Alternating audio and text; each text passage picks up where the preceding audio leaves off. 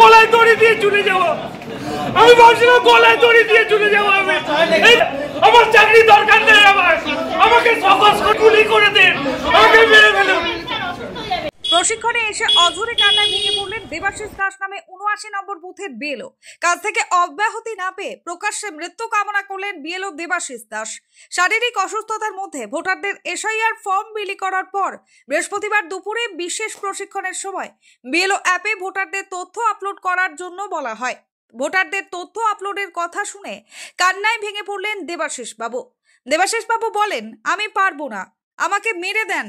প্রশিক্ষণে আসা বিএলও ওদের একাংশ প্রশাসনিক কর্তাদের সামনে বিক্ষোভ দেখাতে থাকে এবং কিছুক্ষণ পর বিএলওদের একাংশ ক্ষোভ দেখিয়ে শিবির থেকে বেরিয়ে যান। এ বিষয়ে কাটোয়ার মহকুমা শাসক অনির্বাণ বসু জানান, অসুবিধা থাকলে বিষয়টি দেখা হবে, বিএলওরা প্রশিক্ষণটা আগে নিক। সৈয়দ জাফরের রিপোর্ট, সুন্দর বাংলা নিউজ। হয়নি সেখানে কালেকশন করতে কার্তিক পুজো, তারপরে এক একটা এন্ট্রি করতে গেলে 2 মিনিট করে টাইম লাগছে। 1100 ভোটার কি করে এন্ট্রি করবো? আমার না আছে স্নান, না আছে খাওয়া, আমার ফ্যামিলি লাইফ শেষ হয়ে গেছে। আমি কালকে ভাবছিলাম যে আমি গলায় দড়ি দিয়ে চলে যাবো, আমি ভাবছিলাম গলায় দড়ি দিয়ে চলে যাবো। আমি এদেরকে মেডিকেল দিচ্ছি, তাও আমাকে ডিউটি করতে হচ্ছে।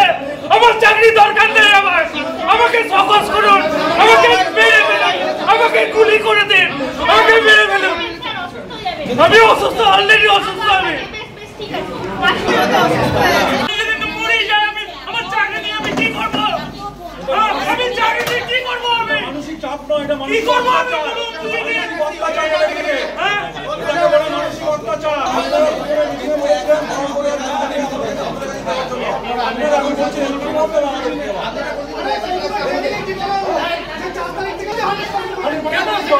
সব ফর্ম বিলি হয়নি, কালেকশন কি করে হবে? ফর্ম বিলি হয়নি সেখানে। আমার ভীষণ প্রবলেম। আমার 83 ইয়ার্স ওল্ডের শ্বশুর বাড়িতে 5 বছরের বাচ্চা রয়েছে। সকাল 8টায়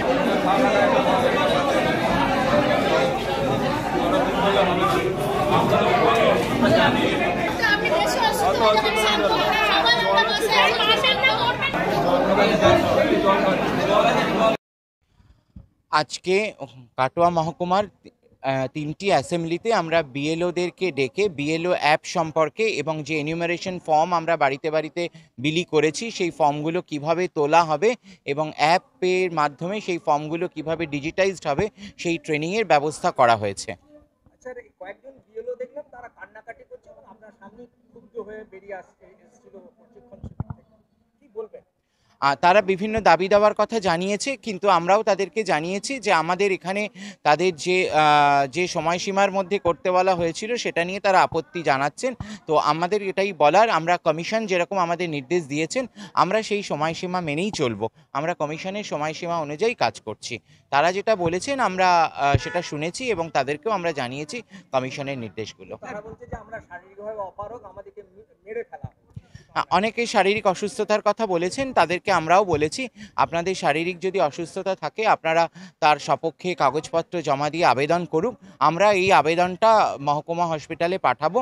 মহকুমা হসপিটালে যে মেডিকেল বোর্ড আছে তারা যদি ডিসিশন নেন যে তারা সত্যিই শারীরিকভাবে অসুস্থ বা তাদের যে শারীরিক অসুস্থতাটা রয়েছে তারা এই কাজটা করার জন্য সেটা সম্ভব নয় ওই শারীরিক অসুস্থতা নিয়ে, তো মহকুমা হসপিটালের মেডিকেল বোর্ড থেকে যেরকম আমরা তথ্য পাবো সেই তথ্য অনুযায়ী আমরা কমিশনকে জানাবো। তারা যেরকম নির্দেশ দেবেন আমরা সেরকম কাজ করব। আজকে এখানে 90%-এর ওপরই বিএলও হাজির ছিলেন। আমাদের এর পরেও একদিন মপ আপ ট্রেনিং আছেন, যারা আজকে হয়তো কোনো কারণবশত ট্রেনিং নিতে পারলেন না, আমরা মপ আপ ট্রেনিং করে আগামীকালকে তাদেরকে আবার ট্রেনিং দিয়ে দেওয়া হবে। বিএলওদের দাবি করছে যে ডাটা এন্ট্রি অপারেটর আছে। আমরা দেখেছি যে একজন বিএলও মারা গেছে ব্রেন স্ট্রোকে। পরিবার অভিযোগ করছিল যে অতিরিক্ত চাপে তিনি মারা গেছেন। সেই কারণে বলছি আজকে যে এরা বলছে যে মানসিক চাপ দিচ্ছে আমাদেরকে এইভাবে, এবং বলছে বিডিও এবং এসডিও চাপ ওনাদের ওপর থেকে চাপ থাকতে পারে, তো কি বলবেন? আমরা যে সময়সীমা বলেছি বা যে কাজ করতে বলেছি সেটা সমস্তটাই কমিশনের নির্দেশ অনুযায়ী বলেছি, সেই অনুযায়ী আমরা কাজের জন্য বলছি। না, চাপের কোনো বিষয় নেই। ডেটা এন্ট্রি করার জন্য। কমিশন যেরকম নির্দেশ আমাদেরকে দেবেন আমরা সেই অনুযায়ী কাজ করব।